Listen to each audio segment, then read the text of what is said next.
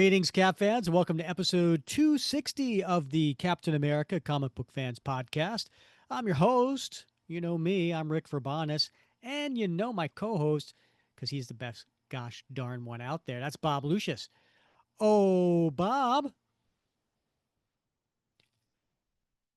Doom, doom, doom, doom, doom, doom, doom, doom, doom, doom. All right, nice. I like how you've added Doom to that. So Yeah, it was yeah. a twofer. Uh-huh. Chopin's Funeral March. It is. It Yeah, absolutely is. Very, very famous. Everybody knows that tune. yeah. Even Not if they don't everybody can know, name it's it. right. Yeah, Not everybody can exactly. name it. Yeah. Not everybody can name it. Everybody But thinks it's thanks to comic books, we now know, yes, that is Chopin's funeral march. yeah. Often Uh, confused with the wedding march. So you heard that when you were walking down the I aisle? did. Yeah, yeah. Somebody actually started playing that. Well, actually, you know you know what I want to do when I do doom doom doom doom doom doom Yes. doom doom doom doom doom Right. doom doom doom doom doom Yeah. doom doom doom doom Yep, that's it. Yeah. It does doom. sort of Yeah, flow evenly into that, doesn't it? right. Yeah, it Yeah, does. The the Imperial March. Empire's Yeah. March. Yeah. Yeah, yeah, yeah. Nice. Chopin. Is it Chopin or Chopin? Because it's Chopin, I think. You're right. Yeah, it's I don't know. IN. Yeah. Yeah, I'm Oh. just so glad you didn't go. Hey, that's Chopin. Chopin. Chopin. Is that Yeah. chopping? Yeah. No. Yeah. God, what a what a genius. He started composing that when he was like 27, 28 years old, and Yeah. then finished it when he was 30, way back in 1840. Huh. And Yeah. then he Wow. Far back. passed, um, I don't know, something like 10 years later. And then they played it at his funeral. Huh. Did they really? They did. Well, Hmm. that was opportune. Yeah. Well, Opportune. Yeah. I mean, what else you going to play? That's a good point. Can't play Beethoven. Speaking Man, of which, he'd be rolling over in his grave if you did there. that. Speaking of which, what is Beethoven doing in his grave, Rick? Ah.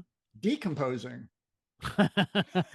Oh, Someone told me I had a joke in class the other day, and one of my students told me that one in return. So that's really nice. yeah. Well, that's very fortuitous. It just was timely because otherwise, if it was longer than that, you would have forgotten it. Oh, absolutely. Yeah. Yeah, I think I learned about the funeral march melody during Looney Tunes.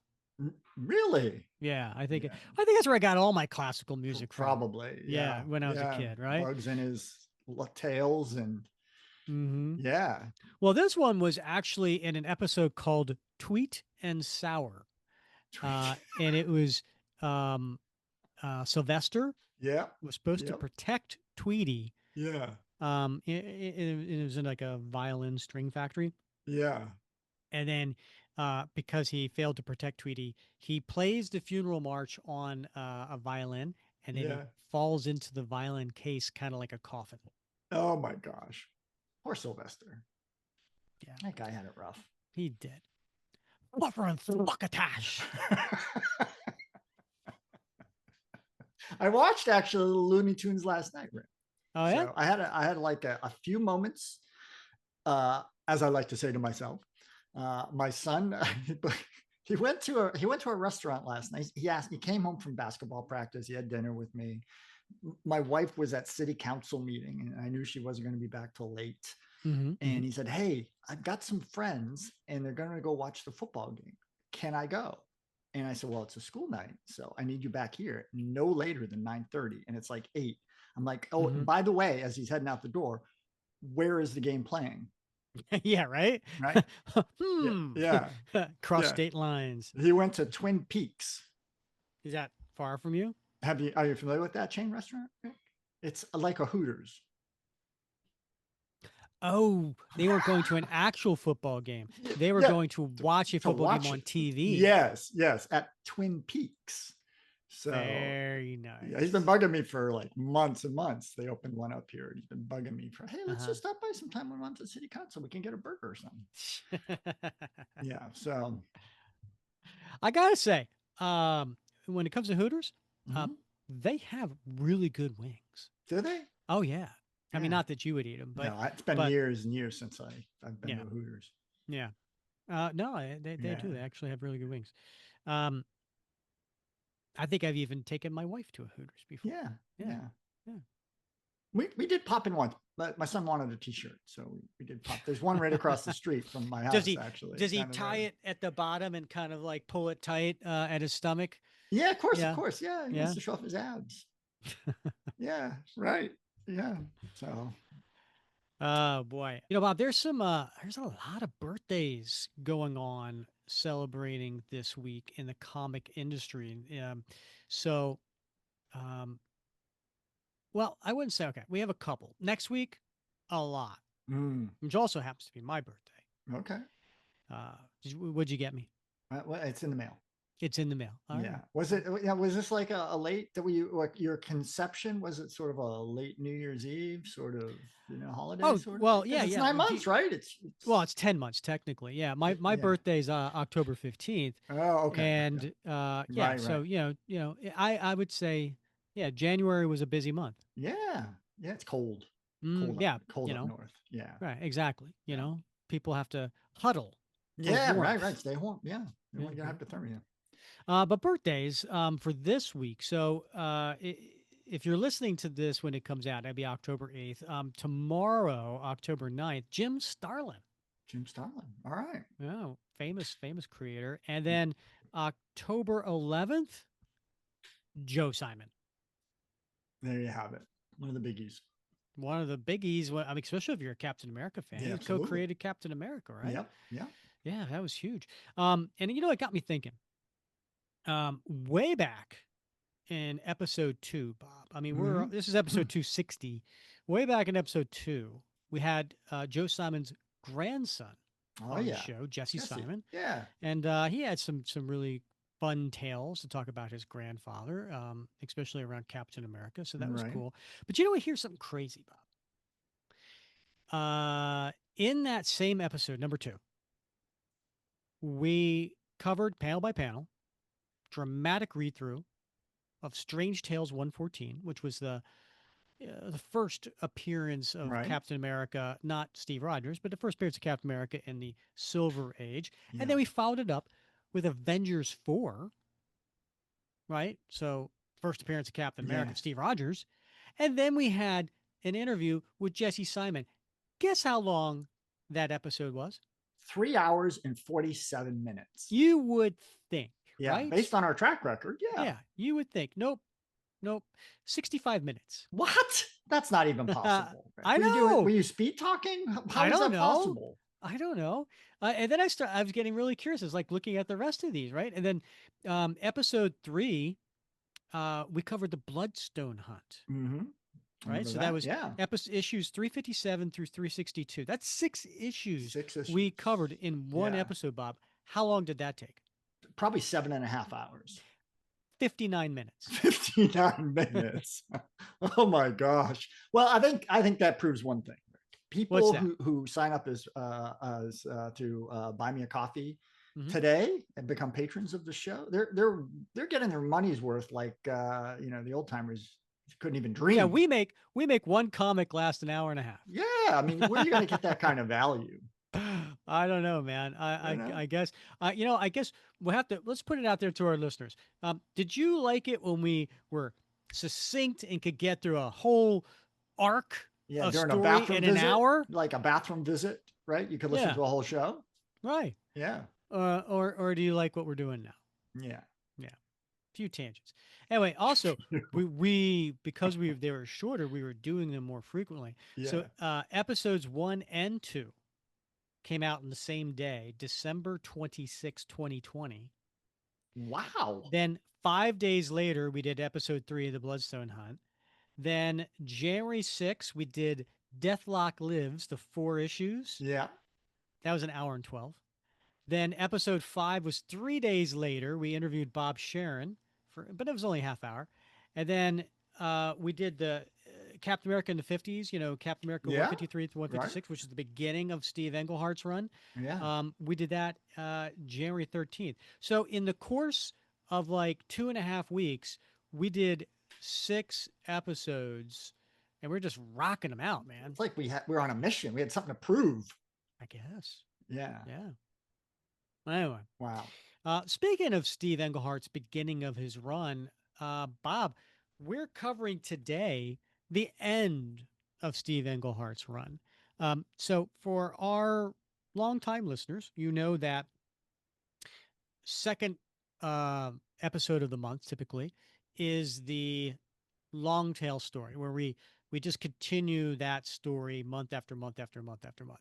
And so in 2024 we started Steve Englehart's The Secret Empire, went through all of those, and then that logically led us to what, Bob? The Nomad Right. arc. Yeah. Yeah. And then we did the Nomad arc, and that was 8 uh, parts, so that 8 Yep. episodes. And that ended with 183 where Steve became Captain America again. Yeah. Yeah. And so the question was, well, do we go to something else or do we just finish out Steve Englehart's run? There's 3 issues left. It's the story that just led up to now, which is the Mm-hmm. 3-part Red Skull story. And we said, Bob, let's do Gotta it. do it. It's the capstone, Yeah. right? It's the capstone of the whole arc. So you got to do it. Yeah. So that's what we're Yeah. covering today. It is uh, Captain America 184, and it is the Nomad Aftermath, Red Skull Part 1. Mm. And yeah, so Yeah. we'll be covering that today. Should we get to that? Yeah, I just wanted to say though, Rick, if you think about, I mean, you just got me thinking about it. Just the number of episodes in this podcast and the topics that have been covered and the interviews that have been conducted, the issues, the stories that have been covered. Man, what a resource that is available for fans of Captain America or folks that are just sort of curious about Captain America that they can get on and listen to any of these episodes. It's just so much information at their fingertips. That's pretty Uh, cool. it is pretty cool. I think we've provided a legacy. If we were to stop tomorrow, Yeah. right? We've got 5 years worth of Captain America goodness here. That if someone was to stumble upon it, it would take them a while to finish I feel like somebody should record them on gold plates it. and put them on a space probe and just send them off into space on in the footsteps of Voyager, and get it out there. Mm, You know? I don't. No, probably not. Yeah, I'm not on board with that at all. Next thing you know, Earth has an apocalypse, and we're Yeah, blaming they're Rick blaming and us. Bob for inviting aliens. They believe in a fictional character. Who is this Captain Yeah. America? Um, all right, Bob. So All right. getting to today's comic, Captain America 184. I gotta tell you, I broke this one out of the bag and board. I've never read it before. Mm, This was my first time reading it, yeah. and I had no idea how crappy in condition this comic is. I would say this is a 2 Yeah. on a Yeah. scale of 1 to 10. Yeah. It's a VG minus, Yeah. maybe a good plus. I don't know. It is bad, my friend. And then there was a little surprise inside the comic as I was reading it. Was that a mouse? I'll get to that. Okay. All right. Do you want to take the listeners through the cover, Bob? Yeah, I love this cover because it really sucks you in, Rick, and you can't wait to like get to this action in the comic. So we have 4 of our favorite characters right here on the cover, and really the illustration covers the bottom 2/3 because the top third is dedicated to the title of the book, but on those bottom 2/3 we see the Red Skull standing on the observation deck of a lighthouse on with his. I love this. I love the way they've got him posed, right? And this is a John Romita cover, I think, right? John Uh, Romita and Gil Kane. Yep. yeah, yeah. And Red Skull has Sharon Carter lifted up over his head, and he's got his left foot planted firmly on the most ridiculously small short railing I've ever seen. It's like a safety hazard just to have a railing that short on an observation tower in a lighthouse. But in any case, he's standing there with Sharon above his It's head. just there for you to trip over. It really is, right? You I know? mean, yes, it's like dangerous just to have that. You might as well not. Right. So he's getting ready to chuck Sharon off this lighthouse, and you can see the water down below. Mm-hmm. And then we see Captain America vaulting over this mini railing, and he, I could vault over this minute. You know what I mean? Like it could make right, me look athletic. I'm like, oh, yeah, sure, I could do well, this. sure, yeah, right. And he's got his shield like he's ready to fling it with his left hand, sort of just a flick of the wrist. And he's got a look of fury on his face as he's coming over that railing. And then we see down below, we see the Falcon flying toward this observation platform, and Red Skull is saying, "Keep away, Captain, or the woman dies." And Mm-hmm. Falcon is thinking to himself, and there's no way I can reach her in time. All right, comment on that. Okay. Yeah. I think they, first of all, I miss word balloons and thought balloons on Mm-hmm. covers. Yeah. I do. I miss those. I really wish we could have those back.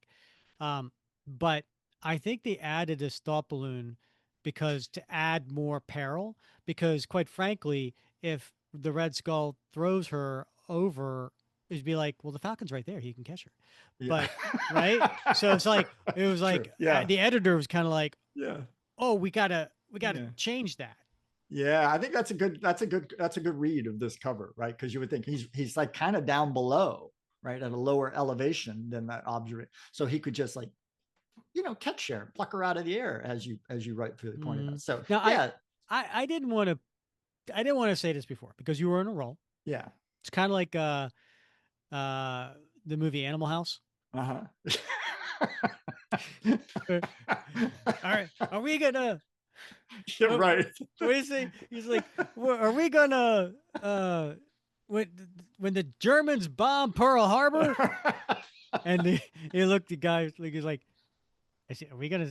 No, he's on a roll. Yeah, that's how I felt. That's how Sure. I Yeah. felt with you. Fair enough. Sharon Carter's dead. Oh, you're right. But this is Sharon Carter, is it It's not? not That's certainly not Peggy Carter. in the comic. It's Petty Carter, I know. I know. But in the comic, you know, there's no but chucking Peggy off a light. it's drawn to look like Sharon It Carter, is. but it's Yes. not. Yeah. It's not her. It I is always not her. thought it was until I opened up the comic. I was like, well, wait a minute, she's dead. Yeah. She's not in this comic. Yeah. It's Peggy Carter. Yes. You're right. You're right. And I was a little bit, sarcastic at the get go because this action is not at all in the comic. Yeah, yeah. But although they are at a lighthouse They in the are at a comic. lighthouse. Yeah, yeah. Yes. Yeah. Which is unfortunate because, this is a very action packed sequence. But This there it is. cover was so good Yeah. they made it into a 7-Eleven Yes. cup. Yes, they did. 1977, right? Yeah. And so I actually have the cup. I'm showing it here if you're watching. What's interesting is, though, the coloring is incredibly off. You Oh, it see, is. they have Yeah. the Red Skull in a yellow costume as opposed to a Hydra green. Yeah, he's aimed for the Yeah, purpose of the cup. Yeah. right. And then Yeah. Carter is in a blue instead of a purple. Which is more appropriate. Yeah. Yeah. Those slipperies were good, weren't they? Do you remember those? Man, those Oh are yeah, good yeah. times. What was your flavor of choice? Oh, I don't know. I was like a cherry person. I can't Ooh, stand the taste of cherry now. But I didn't like the cherry. I think back then I kind of like cherry. I was a Coca-Cola Slurpee. Oh, I like wow. the Coca-Cola Slurpee. Yeah. There's a Yeah, product placement. yeah. Um, I had something else, but I'll get to that later. Yeah. All right. So let's get to the comic. The creators. We already mentioned John Romita and Gil Kane on the cover, and we mentioned Steve Englehart as the writer. Penciler. This is a fill-in penciler. It's Herb Trimpe. Now Herb was he's legendarily known as like an Incredible Hulk artist. In fact, he at this point when he was came on to do this fill-in issue, He had been on the Hulk for 7 years at this point. So, Long run. yeah. Yeah. And this is his first Captain America comic of two. The next one he didn't do until way later in 1984 with issue 291. Hmm. That's the one that has the John Byrne Tumblr cover. Oh yeah. Yeah. Okay. But anyway, I thought that was interesting. So the inkers are Frank Giacoia and Mike Esposito, and colorist George Russos, letterer Tom Orzechowski, editor Len Wein. And I have a feeling like this was, I mean, like they got Frank Robbins off. Like, how long was Frank on for? A few issues, Like right? 3 issues, 3, 4 Yeah, issues at yeah. most. Yeah. And they got Frank Robbins off. I don't know if it because people wrote in, didn't care for him. I don't know what it, but Herb He was was doing a the Invaders at the time, yeah. so maybe he was just, I don't know. I don't know. Well, they obviously got a fill-in artist. Yeah. On top of that, they have two inkers. That's always a sign that Transition. it's a rush. Yeah. You Yeah. know, Yeah. when you Yeah. get more than one anchor on it. Hmm. Hmm. All right. So we and the other thing too I want to point out is this is the end of Steve Englehart's run. It's the last three issues.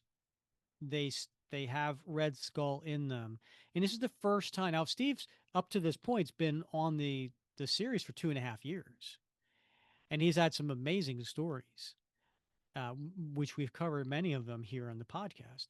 But the he never had a Red Skull story. And it's kind of like when we had writers Jackson and Colin, Jackson Lansing and Colin Kelly on the first time, maybe. And it was like talking about Red Skull. And they said like every writer who does a Captain America story has a Red Skull story in the back of their mind. Yeah. And they want to do it at some point. And uh, Jackson and Colin eventually did their Red Skull story through Thunderbolts, Right. right? Yeah. And I think that's the same thing with Steve Englehart, right? It was kind of like, oh, I'm getting off the book soon. Get it done. Let's get some. I have this great Red Skull story. Yeah. Yeah. Well, that makes sense. Makes sense. I'm glad he got it in. And I mean, it says right on the cover, the Red Skull is back. So there we Yeah, go. it's interesting. We think of the Red Skull, and it's like, oh yeah, he's been around forever, and he's Cap's main villain, but this is episode issue 184. So um, Cap's been in his own book for 84 issues, but at this point, um, only 15 of them had the Red Skull. Mm, So while I mean, yeah, I'm sure there was a yeah. bunch in Tales of Suspense, Right. Yeah. and I'm talking about the modern, Right. Yeah. Yeah. Yeah. but but he hadn't been in the Captain America story for 3 years. Yeah. So And they needed, I mean, there was some saturation. I mean, they definitely had reached the saturation point with the mhm, Red Skull, I think, it was overused probably, and needed a break away from that character to, yeah, you know, yeah. Well, like I said, it's been over 3 years since yeah. he's been in it. So Yeah. Steve brings him back. All I right. love, by the way, I love the outfit on I didn't mention this on the cover of that outfit. He's sort of got the Hydra outfit Right. but it looks like he's got a back brace on, with that. Well, he's got the jetpack. Yeah, I know, but it looks like a back brace. It looks like something I wear when I'm like, putting stuff in the car. Hmm. Like, oh, I got to make sure I got my back brace on. All right. We open it up to the opening splash, and it's a big old close up of Cap's face, and he's hiding it behind his shield, and he looks pretty serious. And the title to this one is Bob, Cap's back. beginning a new year and a new era with today's most together superhero, the one, the only Captain America. We turn the page and we see Cap kicking down a door. Blam! Look out, Skull. You're about to get your fondest wish in spades. The shards smack and echo from the smooth cement floor within, tactically testifying to the vacancy of the mud green, dank warehouse. The man strides into the void, neither believing nor disbelieving the echoes. He registers them and keeps his ears cocked. The man's name is Steve Rogers, an American who never heard the Chinese proverb concerning the man who dreamt he was a butterfly, and then asked himself if, in fact, he were not a butterfly, dreaming he were a man. Yet Steve Rogers was Captain America until he saw how America failed its ideals. Then he was the nomad until he saw how he failed his ideals. Now he is Captain America again. But make no mistake, Steve Rogers has not traveled in a circle. And then a raven flies by, startling Cap. The huge black bird is a blur of night in the twilight gloom. It rises, pulsing, toward the far wall, to unerringly strike a brass button with its beak, with the sound of grinding gears and a subtle audio hum. 1975 begins for Captain America. And we see on the next page uh, some sort of monitor comes on. And who is it, Bob? Oh my gosh, it's the Red Skull himself. Guten Tag. I knew you would come here, American swine. For that reason alone did I allow your Negro friend to live, when my master plan demanded the death of that foolish child pretending to be you. I wanted to Vulcan to tell you of his place of captivity, for I wish to tell you your fate. My fate is to overcome you or anybody else who wants to destroy freedom, Skull. Do not waste your breath on threats, Captain America. History has forced me to regard you highly as an opponent, but I am not so unoccupied as to await your coming. I have left this videotaped message and a raven to set it in motion, to tell you of history, specifically April 30th, 1945. On that date, Adolf Hitler, mein Führer, was driven to suicide in his bunker. By the 30th anniversary of that dark day, the Red Skull shall exact all due vengeance. By the 30th of April, 1975, the United States of America shall lie smoldering in ruins, and you will have tasted a defeat so poisonous. No! And Cap throws his shield. Whoosh. You made me remember what was important about this country, Skull. The dream it was built on, not the deadwood thrown on top. It was you who made me come to grips with the idea that you're not the only enemy that dream has, that not all our foes are die-hard Nazis. But it's also you who threatens the dream now. So it's you, Captain America, is going to stop. And he catches his shield. We turn the page and we see Cap going back out through the door. This man makes speeches. He can't help it. He thinks in principles. But principles now tempered on the forge of understanding and honed to the edge of reality. Falk told me the Skull was behind these strange substitutions of counterfeit cash for the real thing. So I bet he has some scheme involving the economy. What's this? A television news crew. Two, three television news crews. We received a tip, Cap, if that's who you really are. Because if you are, your being back in uniform is the first big story of the year. So, what about a statement? I am Captain America, Mr. Routher. I have come back. But I'm not interested in a lot of publicity. Well, neither am I. But news is something I favor giving the public. Plenty of. And there's no getting around the fact that you're news. Come on, Cap. There are too many people hiding behind no comment today. Yeah, you're right. Okay, but let's make it fast. I have places to go and promises to keep. And then Cap leaves and he heads out to Harlem and he's knocking on the door. I'm a public figure again, not like when I was a nomad. Then I operated in complete anonymity, complete freedom, but I couldn't do nearly as much for the cause of freedom. And who kind of cracks open the door, Bob? Layla. Yeah, it's Layla Taylor. She doesn't look happy to see him. She does not. Oh, it's you. May I see the Falcon, Layla? If you mean Sam, man, sure. And she opens up the door and he comes in, and Sam's laid up in a bed.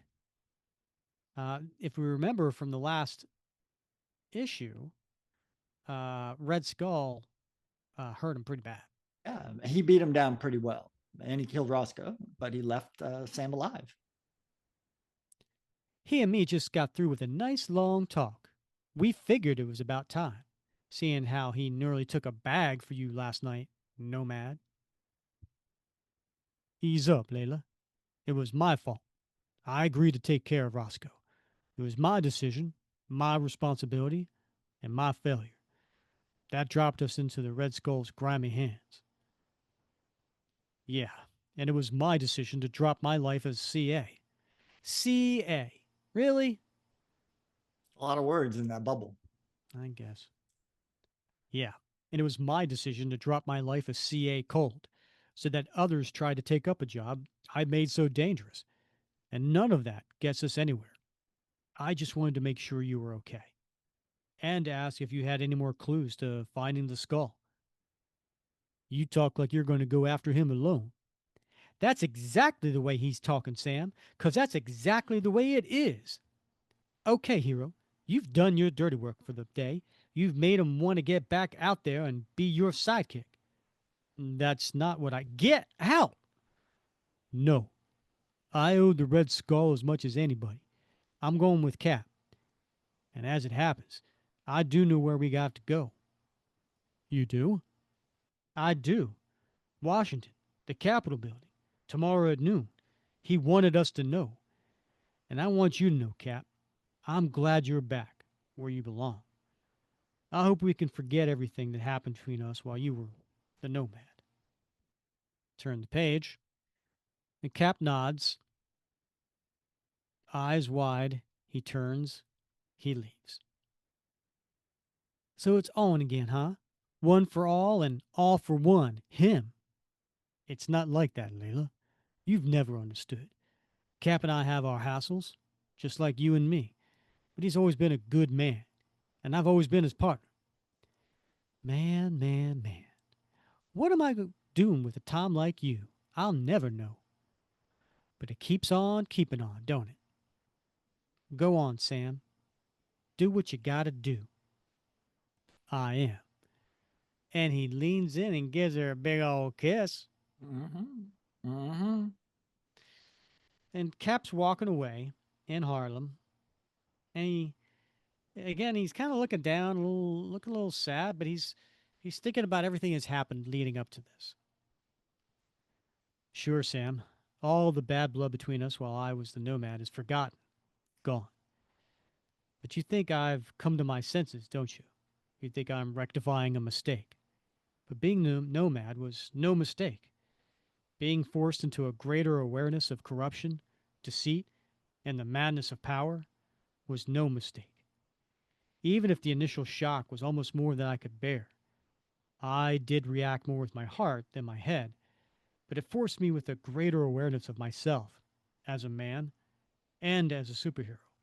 Apart from the living legend I had become, I learned what makes me tick. Something I could never have done while I was living my life trapped deep in a rut. I never intended to go back being CA, but It was only through stepping outside myself that I could gain a perspective on going back in. No, I may not always have made the best decisions, but nothing I did can be called a mistake. I've broken away from the blindness of the past, which can only mean a better future for both myself and the country. And that's a nice transition to the Washington Capitol. From the country's capital the following day, where the Post and the network's breakfast news have awakened the normally unimpressed populace to Captain America's rebirth, and radio and word of mouth have alerted them to his unexpected appearance on Capitol Hill. And Cap's there in front of the White House on the sidewalk, and he's there with the Falcon, both in uniform. And what's going on around him, Bob? Well, there's a loud crowd. It's actually up front of the Capitol building, Rick. Hmm. And I was curious. Yes, right. To your point, there's a large crowd. Many of them are holding up signs, and for example, one says "Cap is back." People seem joyous to see Cap and Falcon there. And a little tangent.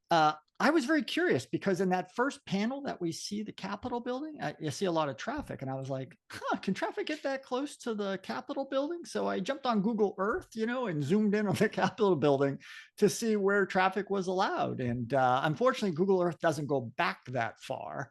But I was curious if traffic used to be able to get closer to the Capitol building. I was unable to determine it. Now it's mostly blocked off for blocks around the Capitol. But I suspect back in the 70s, maybe they could get a little bit closer. Hmm. I didn't even give that any consideration. So Well, Rick, that's just the interesting. kind of research I like to do for this show. Yeah, well, thanks for bringing us no information about that. You stopped at Google Earth. I Googled it. Yeah, It's research, man. that's about as far as you got. All right. Yeah. 1974 was a long, hard grind for most of the people gathered here, no matter their sex, race, or tax bracket.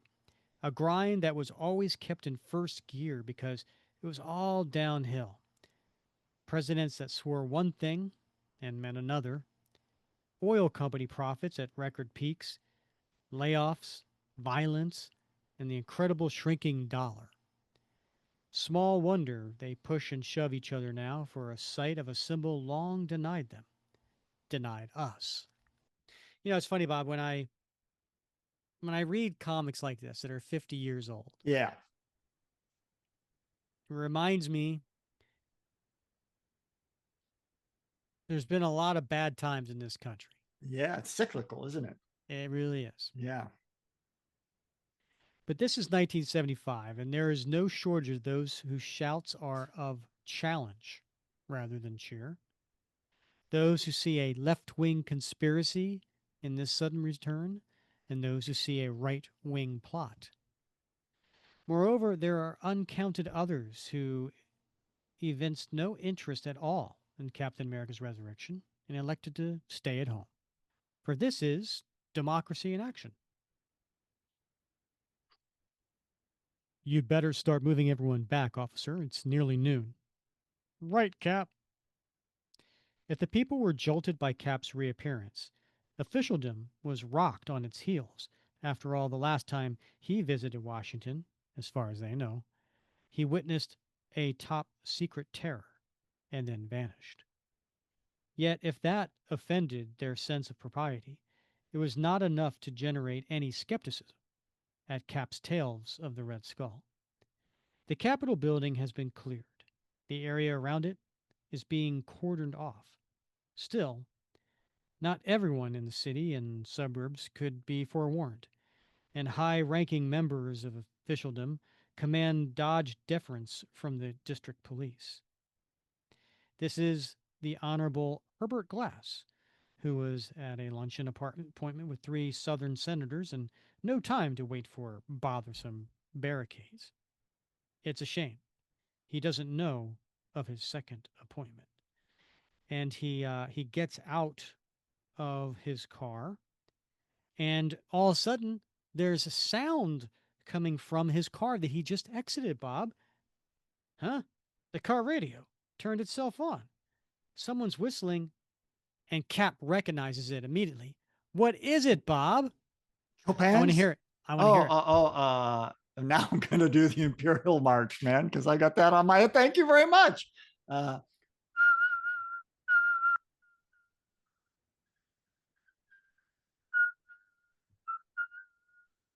All right. And Cap recognizes it immediately. My lord, I haven't heard it since the war, but that's the symbol the Red Skull used to herald his attacks. Run, mister! Get away from that car! But out of nowhere, the Red Skull comes down and he's in that green jumper suit and he has a jetpack on. Yet before Herbert Glass can move a muscle, a bolt of scarlet lightning hurtles down into his path. Die, Herbert Glass! And he fires this gun that kind of puffs out this red mist over him.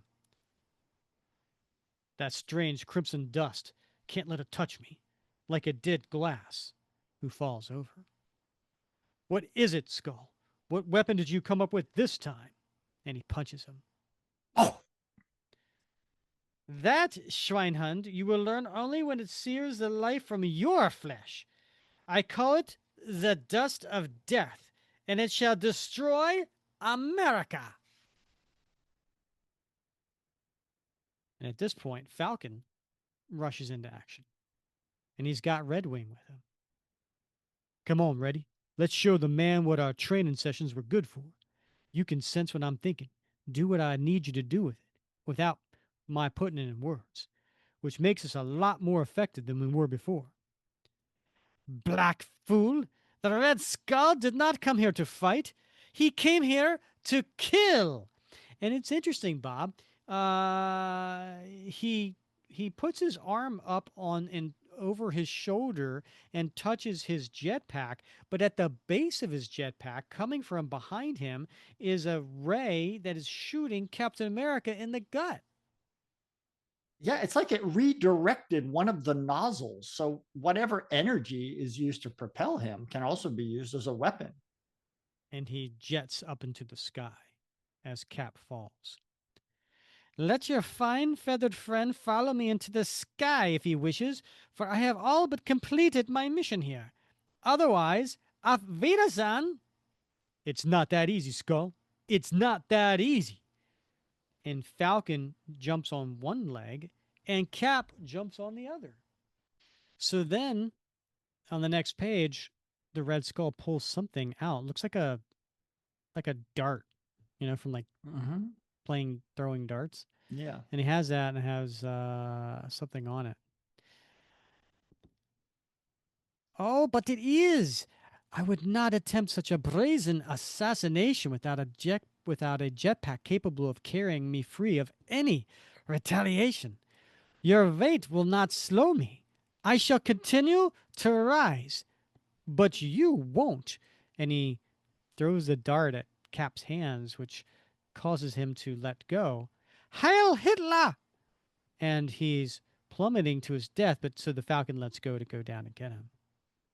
The crowd catches its breath, an audible groan, only to exhale, enthralled as a red, white, and black form cleaves the air. He darts, he hurtles, and the years of training, too, long forgotten, prove their worth once again. And so he grabs Cap before he hits the ground. I'm assuming. Did I miss anything there? Any word balloon or anything? Well, it says he darts, he hurdles, he grabs, and the crowd goes weak in the knees. Okay, so I don't have that in my comic because on the other side of the page was the Marvel stamp that got cut out. Oh no. Yeah, Yeah. I have to get a whole new issue. Oh my gosh. I have to replace this.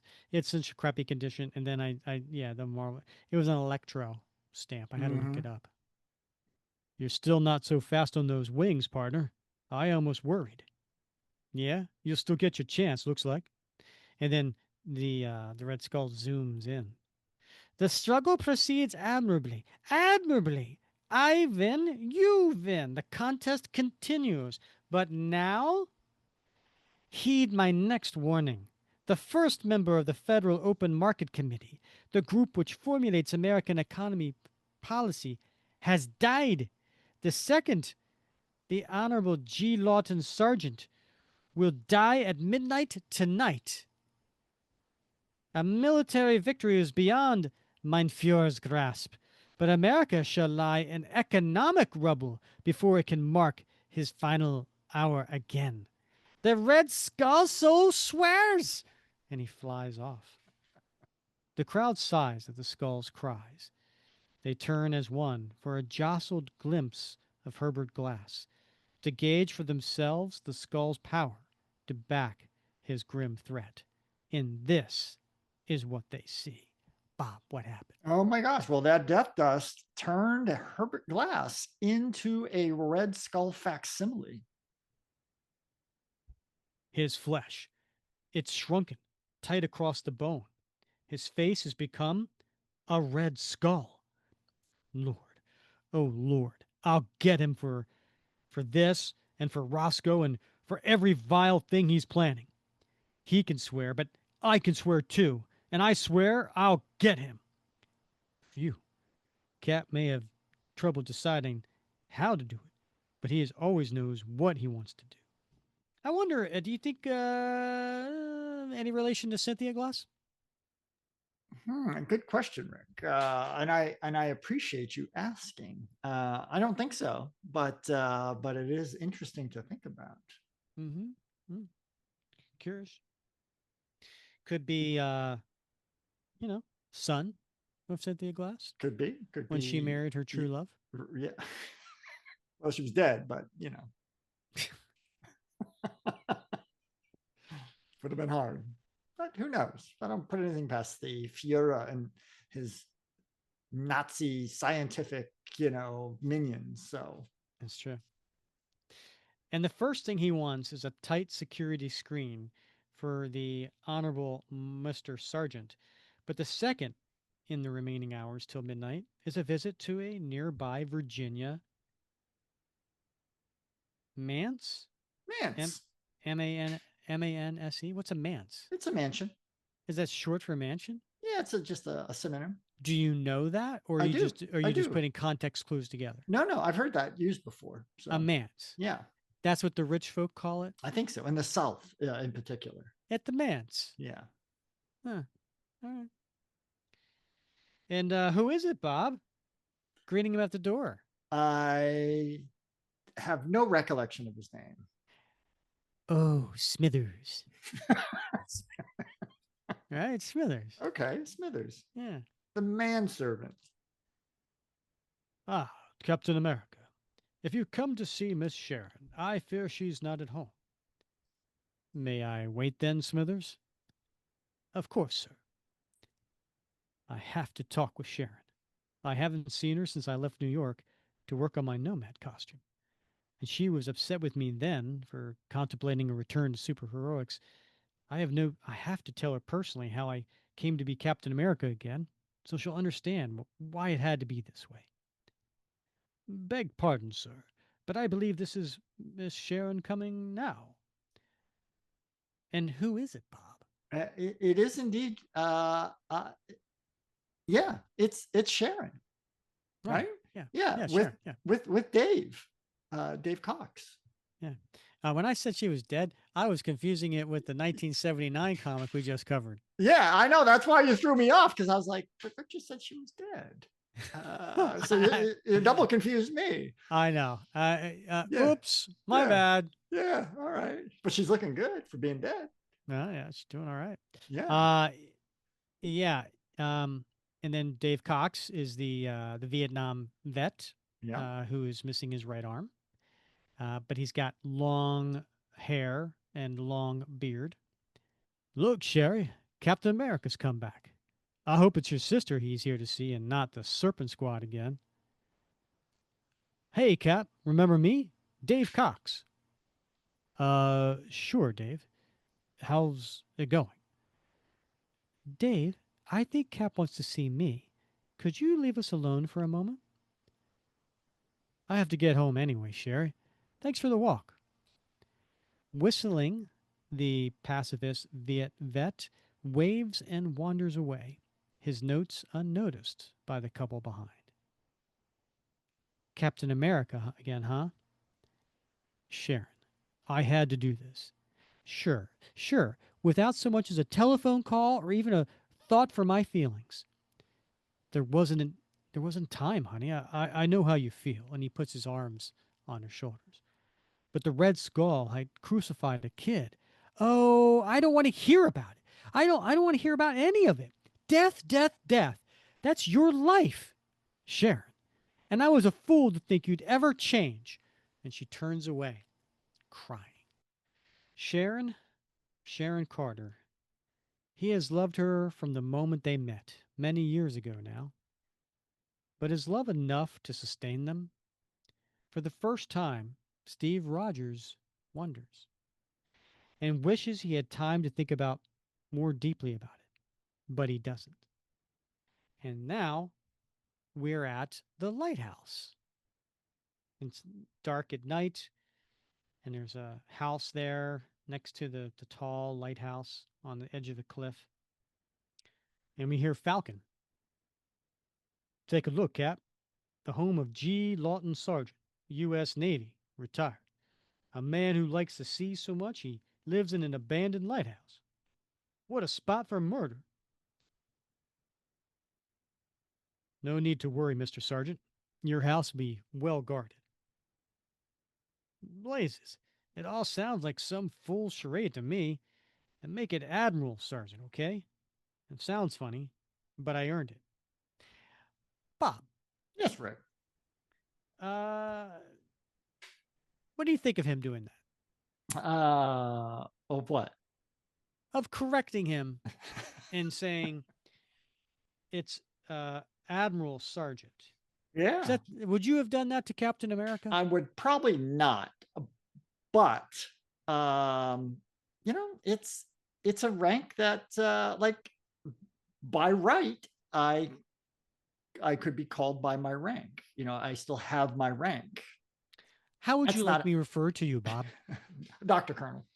Uh, but like I don't really do that. But I there are some people who insist on that thing, just like some people insist on I have faculty that I work with at the university and insist on being called doctor. Oh, you mean like Jason Olsen did two I episodes did ago I did during not want the Captain America comic book fantasy to draft 5. did not want to I didn't want to say that, but Well, he was right because I of called him course, Mister right. instead of and he was like, it was all in good fun. I'm No, just no, it teasing you, wasn't good Jason. fun. Just teasing. But like, I mean, military rank, academic rank, all these sorts of things, Mm-hmm. academic honors, they're important to some people, and particularly when you spend a lot of time and effort earning those ranks, it means things. So Mm-hmm. there are certain places where like people refer to me as doctor. There are other places where people call me by my rank. But in a general sense, I wouldn't use it. Mm-hmm. And I don't know, like if I would use it if Captain America came to my house. And so, but this is an official mission, Mm-hmm. right? Like they're there to protect him. So, like this is like business. This isn't Mm-hmm. like a personal visit. So It's true. maybe he Uh, sees it that way. Considering everything you just said, um, you know, what we're doing right now with this podcast recording is business, right? It's not personal. And I think after 5 years, I have earned the rank of host. Yeah, And so I think, and yeah, also for that matter, the Facebook group as the admin, yeah. Admin host. I think I should be now referred to as admin host Rick. Yeah, well, I would like to take that up a notch if I could, because I think you've earned it. I would call you admin host first class, Rick. So Why don't yeah. you call me when you got no class? All right, getting back to the story. Can't imagine we could have done this in 59 minutes. Um, Look, all I do is travel down to the district once a month to help decide how to handle the economy. I could just see the skull coming after me when I was in the service, but now I'm just a desk jockey. And there's a knock at the door. Better let me answer that, Admiral. Peggy, Gabe. Cap? And who is? It's Peggy and Gabe, Bob. Yeah, Peggy Carter and Gabe Jones, both of S.H.I.E.L.D. I I guess we should have expected you to be here. Shield briefed us about your involvement in this case. Well, how are you? You look fine. And she kind of can't look him in the eye. But Gabe kind of senses what's going on here. Listen, I'm sure you want to talk to Cap privately, Peg. So go on ahead. I'll wait in the next room. Gabe's a very perceptive man, isn't he? Yes. Yes, he is. Mademoiselle, I want to tell you how sorry I am for the way I talked to you outside Sharon's apartment that night. I shouldn't have done it the way I did. Maybe I shouldn't have done it at all. No, you were right, Cap. What we had 30 years ago. That was a different world then. I'm like you, I think. I've had to learn today isn't yesterday, and I think it's a good thing. I think you might have found your eye on someone to replace me with, mademoiselle. And I further think Gabe Jones is one of the nicest guys I've ever had the privilege of knowing. Après vous, mademoiselle. Let's go to work. Après vous, my foot. Bob, what does après vous mean? After you. And there's a huge storm going on in the night sky, and the surf is rough. The shield troopers have that perimeter patrol, Cap, including boats in the bay and choppers in the sky. Gabe and I have checked the house and grounds. We're ready for 'em. Then I'm going to my room and read Melville. We'll be up, sir. It shouldn't take more than the Falcon Gabe to guard Sergeant Peggy. You and I can roam. You're the boss, Cap. And you are, too. The front office is so happy to have you back. They're giving you carte blanche without a murmur. What's carte blanche, Bob? Or a blank slate or a white card, Rick. And what does that mean? Means you can write your name on it. Hmm. If I can channel a little bit of Taylor Swift. Oh, can you do it in Taylor Swift, I please? cannot. Aw. You got a blank space, baby, and you can. No, no, not doing All it. right, we're gonna get a cease and desist. Another one. Yeah. Well, it looks like we're the babysitters, Falcon. Yeah, guess so. Hey, didn't you used to have a fiance? The times I ran into you around Shield headquarters? Name of Carla or something like that? Yeah, Carla's right. And yeah, we used to have a thing going. That ended 4 years back.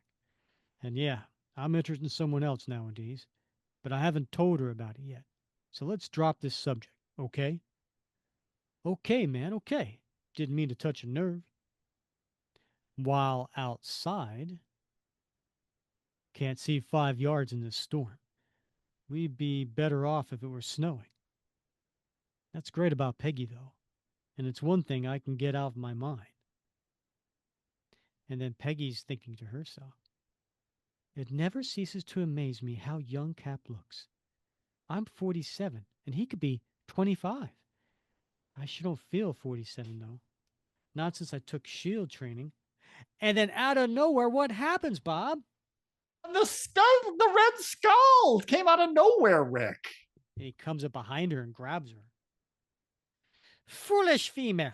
That Americans would send a woman into combat does not surprise me. But that you would consider yourself qualified does. Here, only domination can. Ow! And what happens? She steps back with her heel and jams it into the top of his foot. And then she takes her left elbow and elbows him.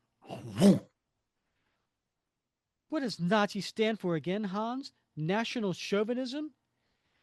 You're dealing with a qualified SHIELD agent, not Betty Grable. But I shall treat you just as I would Betty Grable. And he punches her in the face. Wham! Now, woman, wait. This scuffle has been heard. There are reinforcements running this way. And indeed, charging through the stinging rain is Cap and Gabe. Peggy, what happened? He got away, darn it. Clipped me a good one and took off. Which way did he go? Whichever it was, he's got to be heading towards Sergeant. And now the Falk's the only guard. Come on, Gabe, back inside. I only wanted to see if Peggy was all right.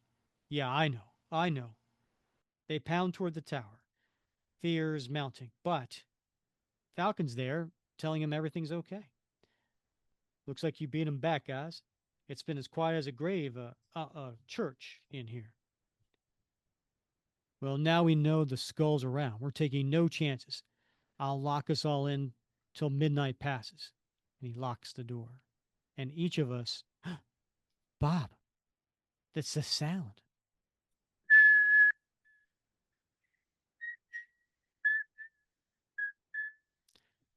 Cap, that whistling. It's Chopin's funeral march. He's in the building. And then the lights go out. Oh my God. Wait a minute. I saw a candle. There. Oh no. Oh no. What do we see, Bob? Well, it is the Admiral Sergeant, the Honorable Admiral Sergeant, laying on the floor, and it looks like he has been touched by the death dust. He did it. In the darkness, the Red Skull reached the Admiral with his dust of death in a locked room under all our noses. But how? How?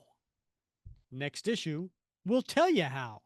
And you're not even going to believe it. Well, how's that for a cliffhanger? Wow, that Red Skull is one tricky dude. Really is. He's got a flair for the dramatic. He surely does. Yes. And don't call me Shirley. Have you seen the new Naked Gun movie? I have not seen the new Naked. I got to be honest with you, Rick. I've heard it's quite good. I've heard good things about it too. Yeah, I've heard it's it's quite funny. But like the trailers that I've seen at the theater, Mm-hmm. like I'm like, it's not ringing my bell at all. Yeah, I felt the same way. But Yeah, every once in a while, you need a good laugh out loud kind of yeah. thing, And they just don't make a lot of comedies nowadays. They sure don't. They sure Yeah. don't. Yeah. So I think eventually I'm going to see it. Yeah. I might wait till it's streaming or something, or Yeah, yeah, me too. rent or Yeah, something yeah, at home. I don't know if I'll yeah. go out, but yeah. What'd you think of this story?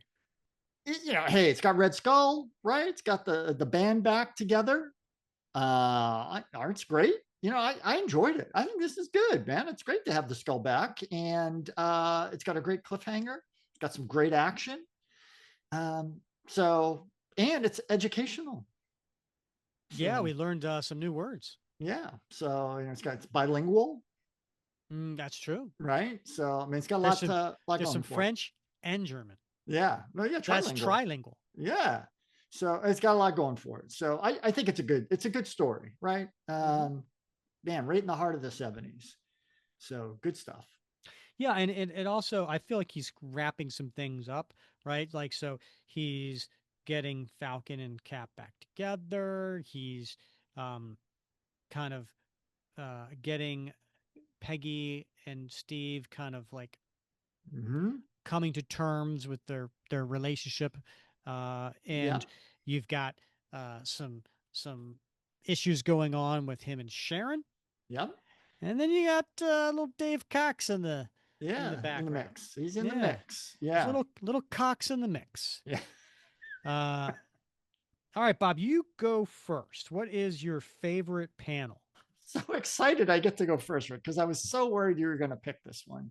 So, Mm. when they're fighting at the Capitol building, and toward the end, I think, I'm reading off a digital copy, so it's around page 13, upper left panel, and it is the Red Skull, and he's doing what villains do, right? Like laying out his plan. But I love that the way he does it is he's educating the reader about the Federal Open Market Committee and monetary policy. Uh-huh. Just very, very specific. And I was like, what the heck is Englehart doing here? That he felt the need to like lay it out This in one? such specificity. Yeah, yeah, that's Yeah. the one. I Mhm. love that panel, and I love it because it is like, oh my gosh, yeah, that's awesome. Like, I Mm. bet like 99.9% of readers who picked up this issue had never heard of the Federal Open Market Committee before and its role in setting monetary policy. But there it is. Yeah, so I love it. I love a good educational panel. You know that. Indeed. Yeah, I Yeah, do. All right, nicely done. yeah. And I, yourself, Rick? I wasn't going to pick that one, You Bob. So weren't? I was you really didn't have worried. to worry.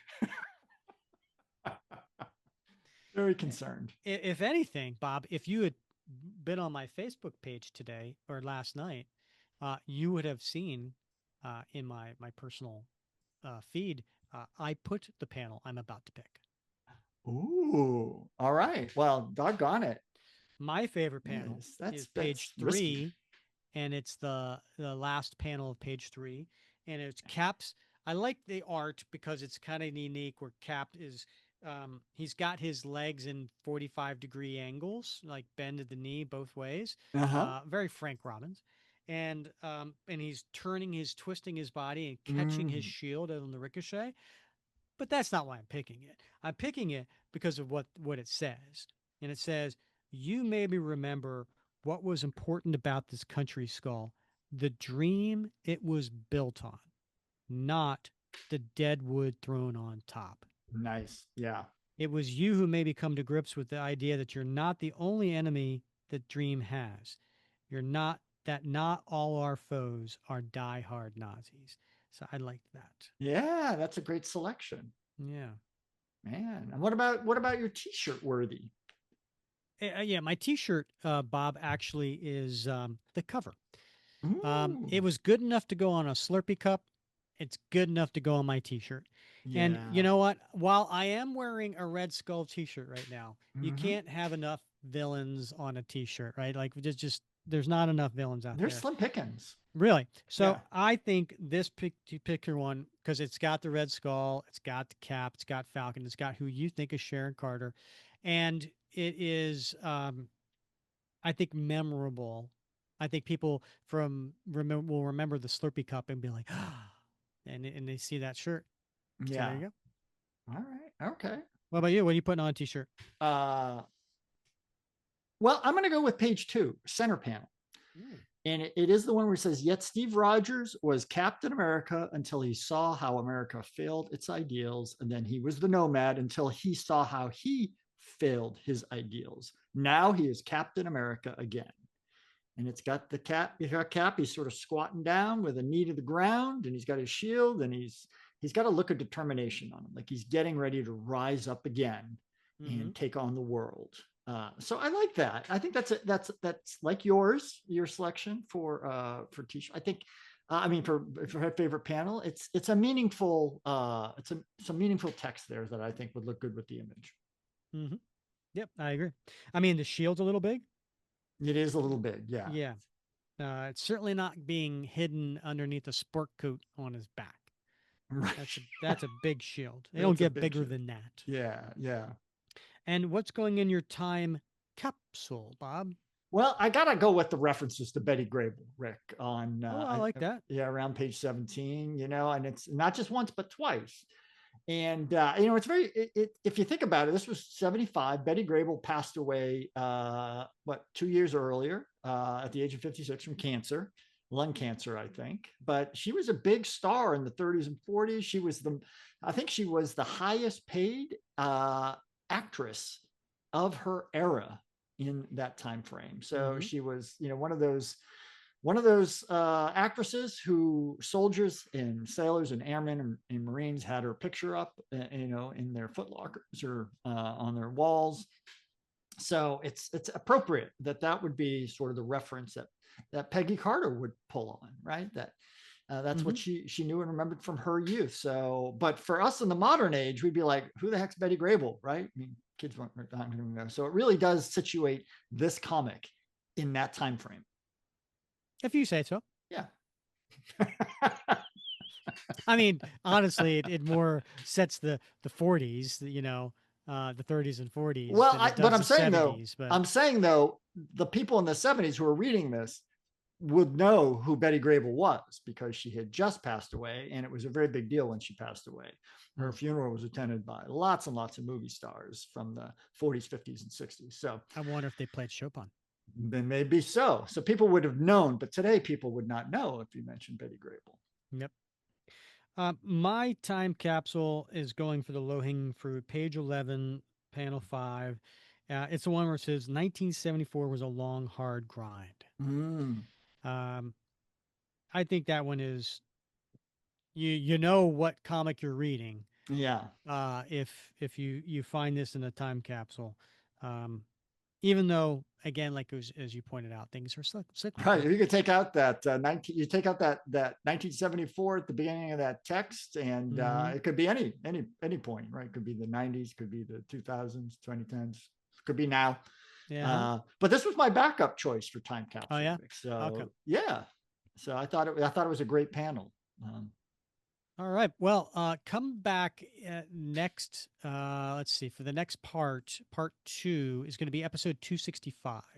So it's not going to be for another, gosh, 4 or 5 episodes, right? Because this is 260. Yeah. So 5 episodes from now, we'll get to part two. So make sure you come back for that.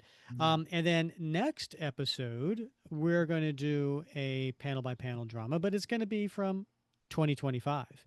Bob, do you want to tell the listeners what we're going to cover? Yeah, we're going to do the one shot Captain America and Volstagg. Yeah, so that'll be So fun. yeah, It is. I haven't read it yet, but it's on Marvel Unlimited, so I'm definitely going to check that out. And it's written by our pal J. Michael Straczynski. yes, yeah, great little story. So if you haven't read it, make sure you tune in and listen to the panel by panel because I know it's going to whet your appetite. Can't wait for that. All right, Bob. Well, as always, it's been fun wrapping cap with you. It has. Can't wait till next week. All right, he's Bob Lucius. I'm Rick Verbanis, and if you don't mind, please rate, review, subscribe wherever you listen. If you're on YouTube right now, you know what to do. Smash that thumbs up button.